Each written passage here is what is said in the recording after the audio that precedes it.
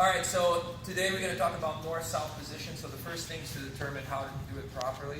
A couple of ways of doing it. It depends on whether I want more control or whether I want more attack opportunities. As usual in Jiu-Jitsu, there's a balance between both. You increase the attack opportunities, you're going to have less control. If you increase control, you're not going to be able to do as many things to him. So some classic examples here would be the guy with both legs extended. That's obviously more control. My center of gravity is as low as it possibly can be, but I don't have a whole lot of options. You know, obviously I have an option here if I have both knees down to raise my center of gravity, which gives me a little bit more mobility, but I'm going to lose some of that control. And in between you have what I normally do, which is a split. So you just choose one leg bent, one leg extended. Alright, as far as the position of his arms, I'm always looking to have the arms to the front of my shoulders. Ideally, both arms, so I can choose which side I want to attack. The lesser position here would be this here, where the arms are behind. Not necessarily a good thing for me, but not necessarily a great thing for him either. If you're on the bottom, you should avoid trying to do this here. It's a common mistake for the beginner to try and wrap around. I will break that grip. There's absolutely no way you can hold on to that when I can move as high up as I need to be with my legs here. Now the worst position for me is without question when he has the blade of his hands against my armpits. So in this position here, especially if he's closed, there's not much I can do about it here. I'm gonna have to weave and try to pummel into a position that's more beneficial for me. So we're gonna start today with this situation here. So I got to split. As far as the head position here, what I like to do, you don't have to do it in every single one here, but what I like to do is to put my hip bone straight into his face and forcing him to look only one way. What that does for me here is I already know if he's going to try to bridge in order to escape here, it's going to be this way.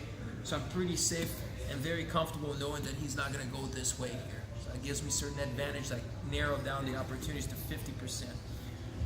So we're going to transition from being here to an intermediate position that you guys saw in the last class here in the roots class, where it's a more offensive type of north-south. So how do you do that? You choose which arm is going to be down. Since my leg is bent on this side, it makes more sense, even though it doesn't really matter, for me to lower this here. And then I'm going to hop as if I'm doing a push-up. This leg is going to go through. It's going to staple his bottom arm on the ground. As I came up, I moved him sideways, and now I'm supporting him here with my knee against his shoulder blade. My foot is more to the outside of that position. This is important. If you try to support it like this with your foot right underneath your knee, a vertical position of the shin, it's going to be very hard to prevent Rodolfo from going flat. And trust me, right now he wants to go flat because his arm is completely exposed. So I want to be at an angle like a 2x4, anchoring the wall. So right there. Now his arm here, you can see since it was carried to the front, it's right now in this exposed position. I have three options here. So I have an inverted armbar right off the bat, I have a Kimura, and I have an armbar. I'm going to start with the inverted armbar. That should be your chronological order because you want something that doesn't sacrifice the other. If I go to the armbar, which is the last one of the series here, I'm going to fall out of north-south. If that fails, I lost the position. So it's better to start with something that it's guaranteed to keep me here. If this fails, no problem, next step. If that fails, no problem, next step. Make sense? So inverted armbar. I have a span here. This is going to be supported with my neck between the shoulder blade and a pinch. So it's a little harder for him to rotate that arm and pull that out. This hand here for beginners, it's useful if you want to feel his elbow where it's at.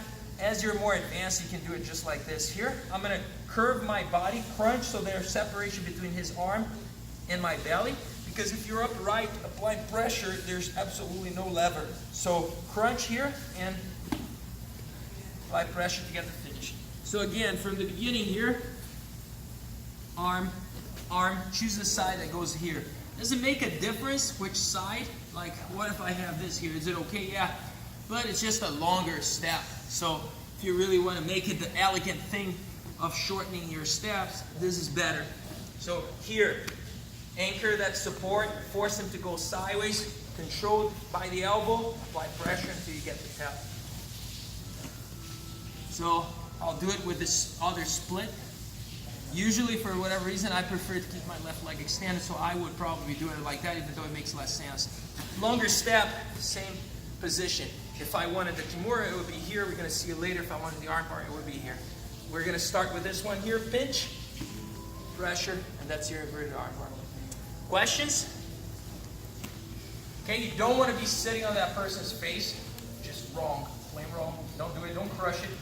It's really about maintaining that pin, and that arm is completely exposed for this series. Okay?